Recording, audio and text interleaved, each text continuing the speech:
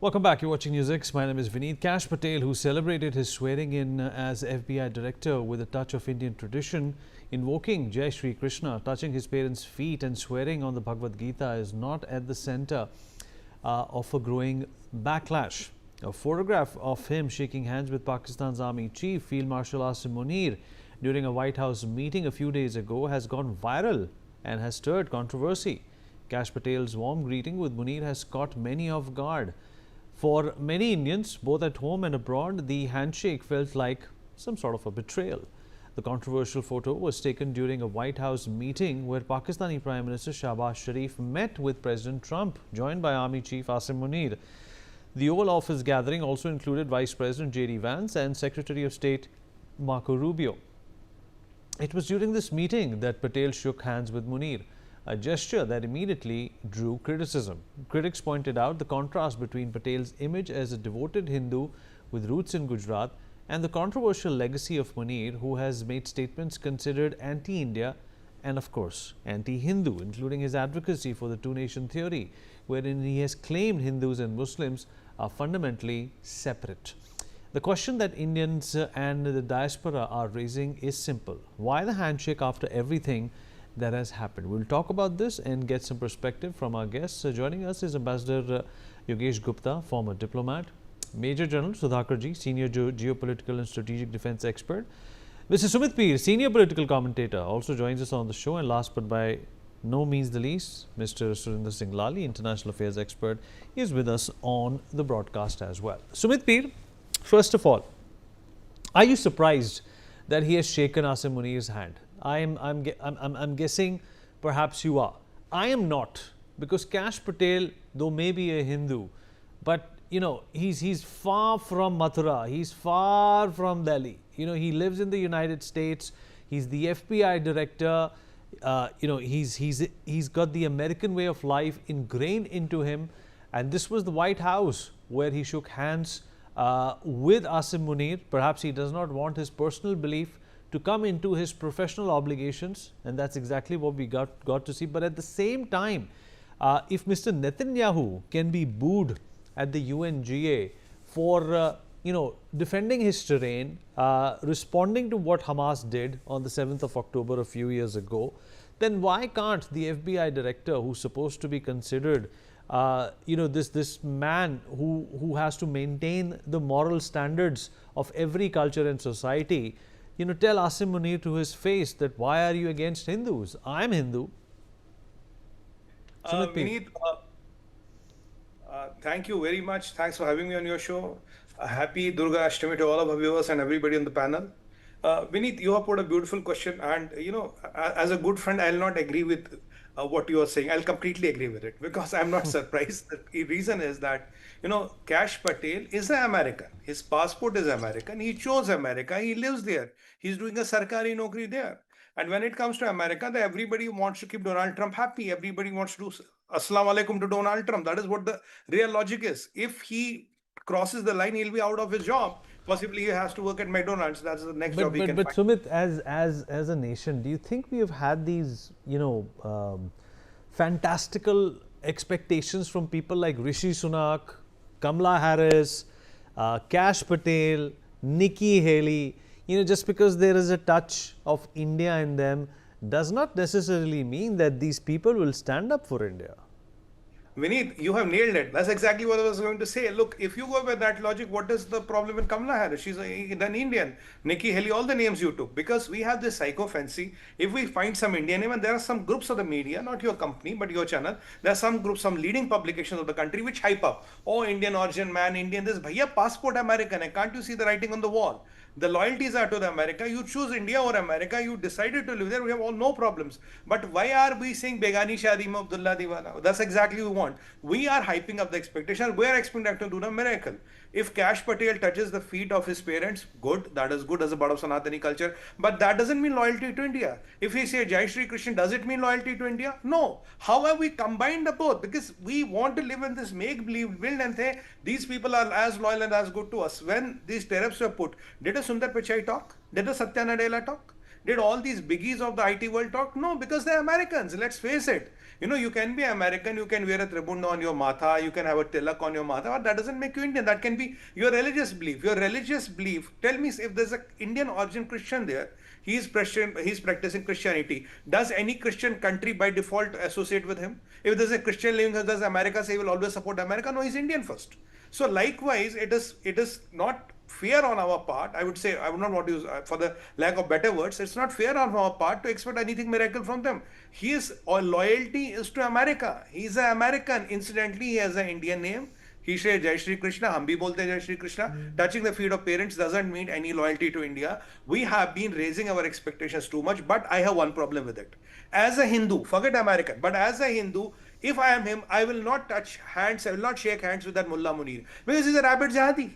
He is the one who is the architect of Pahalgam. He is the one who did Baisaran. He is the one who has orchestrated a lot of Indian blood which has been spilled in J&K. Let it be your J&K police, let be J&K, let be of army or the people on the ground. He is the man who has a lot of blood on his hands. And as a Hindu, knowing his feelings against Hindu, which he was very clear.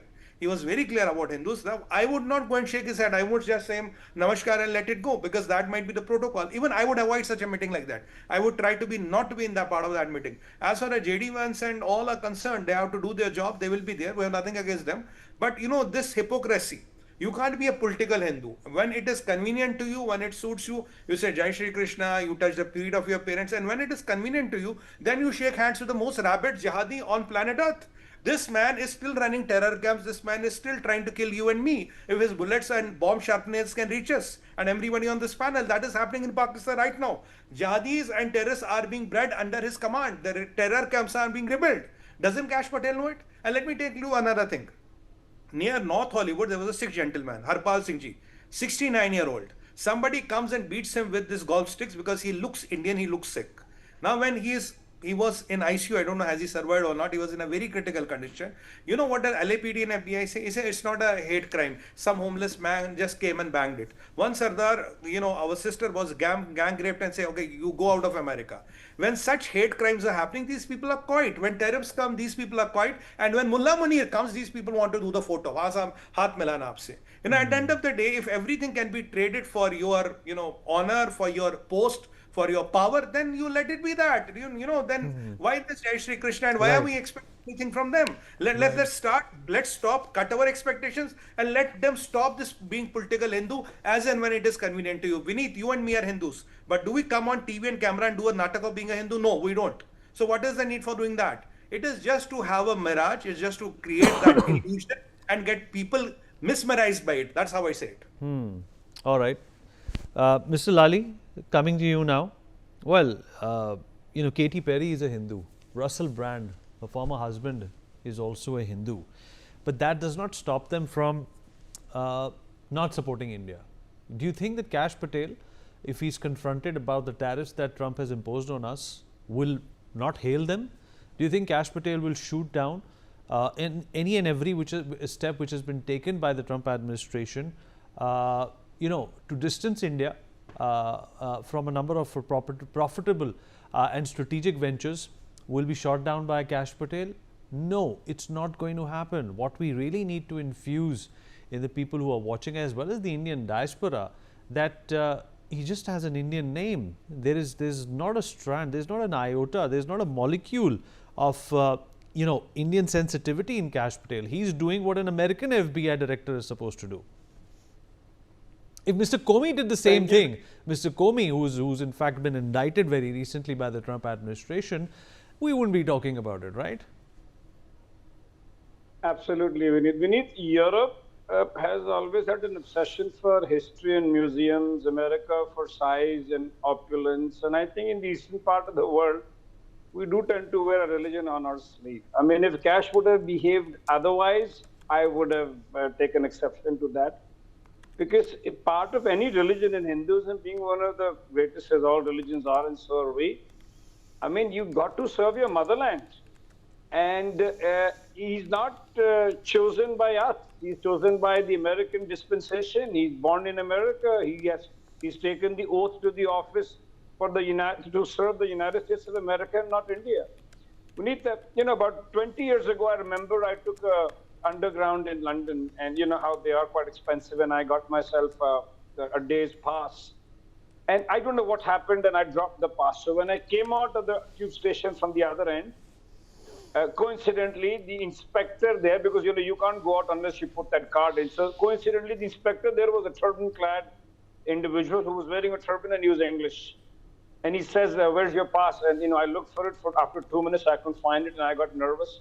He goes, "Sir, had it been somebody else, I would have trusted them and allowed them to leave. But because I come from the same religion, we wear the turban, I will have to go back and call the station and check the CCTV footage if you paid for it." And of course, you know, he checked and he was told that, yes, there was somebody in a blue turban who bought the ticket. And then I told him that I respect you more for that, because you ought to serve the country you have been born in. And this is how Kash Patel or any good Hindu would behave in order to serve the interest of the motherland. So I absolutely comply with what he did, and that's what we're all about, the value system, Vineet. Right. You're quite right. In fact, Ambassador Yogesh Gupta, you know, there are a lot of other officials in the American governmental system, you know, from other religions who have condemned what's happening in Israel because they belong to the same religion as Hamas does.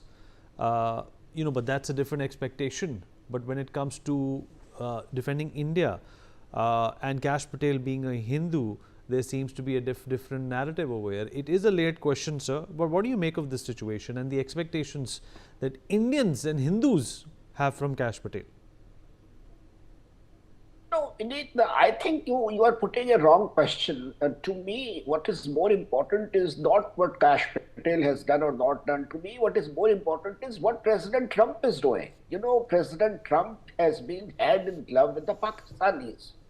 He has been hand in glove with the army chief. You know, he has been frequently meeting the Pakistan army chief. And he has now twice met the Pakistan Prime Minister together with the army chief. You know what kind of signaling he is sending by those meetings, and what kind of actions he is taking. You know, some of these things may not be, you know, visible or clear to people in our country, because these things are, you know, relating to intelligence, and these things are not spelled out in public domain so much. You know, we have reports of the US Army people surfacing up in, you know, parts of Bangladesh, closer to Northeast India. We have reports of US military bases near Rawalpindi and in Balochistan. We have reports of US, you know, fighter aircraft in large numbers being seen in Pakistan. What are these? What is exactly being intended out of these reports? We have regime change in one after the other in our South Asian countries. We had Pakistan, we had Sri Lanka, we had Bangladesh, now we have Nepal. And wherever, you know, the Americans have gone with their regime change, these have invariably been followed by establishment of new American bases, military bases, air bases, and increasing the American influence. And President Trump is not well destined to India after, you know, this controversy relating to the ceasefire. You know, he tends to believe that he played a great role in arranging that ceasefire, irrespective of whatever we may believe. But he thinks that he played that great role for which he should be awarded a Nobel Prize and all. So, you know, we have to think at this larger picture of where this Trump administration is going versus India, and why it is trying to befriend people or countries which are adverse, in adverse posture to India, like Pakistan, or people like Mohammad Yusuf in Bangladesh. That is what worries me more, not about Kash Patel, you know, shaking hands with some Pakistani general. I mean, that's a minor thing. If the boss is going all the way befriending Pakistan, then Kash Patel has to do that, you know, whether he will like it or not like it. So I think the focus of this program or another program should be what America is doing in India and around India. There have been reports about regime change against the current government in India.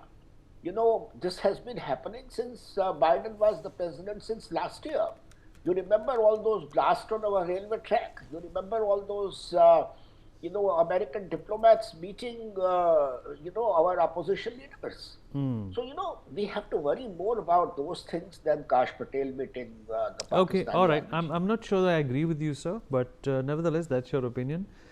General Sudhakarji, should we not worry about Kash Patel when it comes to this situation?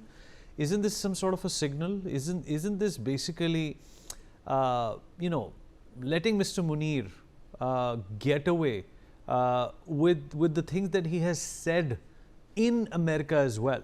He's gone on to say that if Pakistan goes down, it's going to take half the world with it. And if anything happens to Pakistan, they will nuke India first. Isn't this something that should also worry Kash Patel?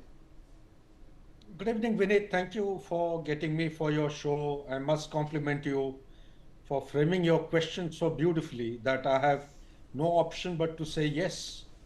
But having said that, in quick response, allow me to dilate. I wish to, as a student of geopolitics, as also social science, let me highlight a couple of issues. First and foremost thing that we are mixing up between two very important primary issues of social science. One is the value system, the values, which change with time. When you talk about the human values, it is all related to belief system and the ideals and the norms and the conventions that we practice in our day-to-day life. We have distinction between right and the wrong. So while the value system can change from time to time, he may have been born in India, brought up in India, gone to place A, B, C, D, and also adopted an allegiance to a system. Like we are expected to protect and safeguard our national interests, he is also equally expected to be with the national interest of USA. And the second point is the principles. Principles are timeless. So it is on grounds of principles that I would defend your articulation, and I must compliment you, that there is no worse example than Munir having given a threat to the entire world order. He said not only India, he will take down the half of the world. When are you going to be worth your salt as a citizen of this beautiful planet? When is the citizenry of the world is going to wake up? Here is a man who has got no qualms about, no sense of, I would say, civility or citizenry or for rules-based order. He dare make a statement like this, that too from the land, from the soil of superpower, that is United States of America. Towards that end, to safeguard the very meaning and the interpretation of principles, I would hold him accountable and responsible. No matter he may have changed his location, but his basics and the ethics that he is bound by makes him a principle-bound human being. Towards that end, one should rightfully expect that he should have, instead of shaking hands with him, well, you can actually put it under the heading of diplomatic niceties and all issues. But yes, you have a point when you say that when the principles come to the forefront, aren't we, as the citizen of this very beautiful planet of rules-based international order, the custodian as a superpower, he is the head of the FBI. Isn't he expected to actually distinguish between the good and the bad, the black and the white, the right and the wrong? Towards that end, I actually admire NewsX to have picked up the theme rightfully and make him responsible and respond to the world order. Isn't he accountable? Does he actually, by shaking hands, welcoming the terrorism that is taking genesis or taking birth from the soil of Pakistan? Does it mean that the director of FBI is meant to actually promote and foster terrorism? Does it mean to say that the same Hillary Clinton in 2013, when she came to Pakistan and visited and advised the Pakistan that if you nurture the snakes in your backyard, don't always expect them to bite the neighbors only. Time will come when they will turn around, bite you also. Does it mean to say that he defies the same basic essence? These are the questions which he has to answer on the moral ground of principles in the subject of social science. Back to you, Vinit. Sumit Peer, Same question to you as well. Well, I understand that the FBI has its jurisdictions as well, but a nuclear threat to another democratic country from your own soil is something that should not have gone unnoticed. But I'm also positive that at this point in time, Kash Patel is obligated towards the Trump administration for becoming the FBI director. He's obviously handpicked. There are a lot of things he said before he became director. Number one of those was the Epstein files, that he's going to release them. He's going to in fact expose whoever is a part of that. That has not happened, Sumit Peer, and that's obviously for obvious reasons. And the latest revelation in the Epstein files is that Elon Musk finds himself in the Epstein files, but Donald Trump does not, who has the maximum amount of selfies with Epstein. I'm sure there is a level of sycophancy, a word that you also used in your last answer when it comes to Kash Patel. We are literally barking up the wrong tree when it comes to expecting any kind of an understanding from Kash Patel as to what our equation with Pakistan is. Vinny, thank you, and you rightly articulated it. We're barking the wrong tree, and we know about the files. Where how the names came in, how the name disappeared. If they really start revealing the names, there'll be hardly anybody left who is not in the file. That is the whole problem. Now let's go and dissect it. Vinny, the first problem with me Hindus is एक हिंदी में कहावत है, हम सबको भगत सिंह बड़े अच्छे लगते हैं, बड़ा आदर सम्मान है, पर ये पता क्या कहते हैं, भगत सिंह पड़ोसी का बेटा हो, मेरा बेटा no. That is where we start. That is the basic thing. भाई मेरा बेटा नो, पड़ोसी को मरेगा तो वो बनेगा ना, मेरा बेटा नहीं बनना चाहिए. We all want to keep our ethos morals. We all want to find 101 reasons where America is great. America, fighting America is only Modi's problem, is only Jaishankar's problem. It is not our problem, na, because we want to have America, bhaiya, bahut bada. We want to keep them happy. Now, tell me, for the sake of God, why does OIC do a meeting when Israel eliminates jihadis in Hamas? What is the relation between OIC and jihadis of Hamas? Because they are Muslim, right? That's the only relation. Why do all the Umayyads meet in Riyadh and have declare a Muslim NATO? What is the relation with Hamas? Because they are Muslim. Why does every country try to put pressure on Trump to do the ceasefire in Hamas? Because they are Muslim. Why is Qatar and Saudi interested to put money? Because they are Muslim. Why does Saudi and Pakistan have a nuclear deal? Because they are Muslim. Tera mera kya rishta? La ilaha illallah. And how many Muslims have come and supported Benjamin Netanyahu and said what Benjamin Netanyahu is doing is right? How many American Muslims have done it? How many Democrats or Republicans have done it? How many people from Trump's camp have done it? Doesn't he have Muslims? He has some Muslims. They will never come and do it. But when it comes to Hindu, we are convenient saying, "Nahi, bhai, ye to hamara karm hai. We have to do it," and then then choose one side of the divide. I mean, what is this hypocrisy about? Isn't it true? The Rabbi of France said that 1% Jews cannot live with 90% Christians of France because 9% Muslims of France won't let you live in. Isn't it true that Benjamin Netanyahu is fighting this war and every world is breaking on him? What is the problem between Iran and Israel? They are 2,000 miles away because there is a Mullana in Iran who thinks that Israel must be eliminated. कि जब तक यहूद नहीं मरेंगे कयामत नहीं आएगी. And that is what is the charter of Hamas. It is written in the charter of Hamas. So if we still, there is a party, there's a world on that other side which believes it like that. Come to Pakistan. What does this mullah, rabid jihadi, Munir, what does he mean by Ghazwa Hind? What is Ghazwa Hind about? It doesn't Kash Patel know what the hell is Ghazwa Hind? If Ghazwa Hind ever happens, though it will never happen, if it ever happens, do you think his relatives here will be spared because he's some holding an American passport with an eagle on it? Do you think that will spare him? They will not spare him. That is what the real epiphany is. This man is here to kill, slaughter Hindus. He chose his victims, his terrorists, which were SPG, which were his SSG commandos disguised as terrorists. They asked the name, they put a bullet in the head in front of a wife and a child. That is what this rabid mullah does. And our good Kash Patel, haath mila ke khushi mana raha hai. Even the body language, look at it. Does it look to be his remorse? Does it look that he doesn't want to do it? He's very happy. Look at the body language. If I could see that remorse, if I could see that reluctance, I would have given him he was very happy. Arey, bahut bada aadmi hai Pakistan se. Field marshal hai. When it comes to fighting Pakistan, it is only a responsibility of Modi, Jaishankar, and Rajnath Singh. Jao maro, and the army, go and fight them out. But when it comes to our personal equations, we'll look at our personal equation. We'll look at our personal gate. We'll look at I'm a green card waiting. Is my passport going to come or not? Where are my relatives? These are all the compulsions, and Kash Patel is no different. The problem is with us, what are we expecting out of us? A Hindu name doesn't mean loyalty to India. A Christian name doesn't mean loyalty to America, and a Muslim name doesn't mean loyalty to Pakistan. That is the reality of life. And here, just because it's a Hindu name and it's a good media, it's a buff, lot of, publications hype it out. He exactly did what a typical white American will do. And to prove his loyalty to the Trump, he has to be more loyal than the king. If Trump will share like hands, he will put his both the hands. He will put his hands like this. This is the reality.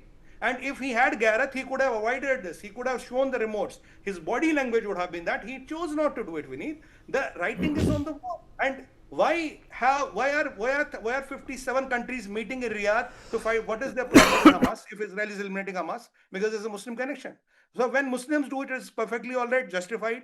When Hindu is not even expected to do it and will all justify it, why didn't he do it? It's perfectly all right. That is the problem. Why does this oracle honor? Right, and Sumit, if Zohran Mamdani can talk about the situation of the people in Palestine before being elected, then I'm sure Kash Patel could have also spoken about the condition of Hindus in Pakistan and Bangladesh. Ramdani said, if Netanyahu comes here, I will arrest him. He said that. Now tell me the owner of Oracle, he's a Jewish guy. The name is slipping my mind. He is the biggest donor to IDF. Israel Defense Force ka sabse bada donor is the owner of Oracle. Why? He's a Jew. Then why would we say, is he going against America? Is he going against Middle East? He's the biggest donor on record of IDF. Why? Because he's a Jew and they're fighting for the Jewish cause. Why do we Hindus conveniently walk out? Why do we have to say nothing is happening? Oh, we're okay with it. We will pick up something from Gita here and there and justify it. This man is not a normal man. If he was a normal Pakistani, it's okay. He has Hindu blood on his hands. He has Indian blood on his hands. He has slaughtered. We have lost men in uniform because of this man. He's the architect of Pulwama. God damn it. What more do you want? All right. He's the architect of All right. Patna. What more do you want? I see, Sumit, that you always get extremely emotional when it comes to this. But nevertheless, that also brings out the best in you. We have run out of time, unfortunately. But thank you, everyone, for being a part of this conversation. We take a short break now. We'll be right back.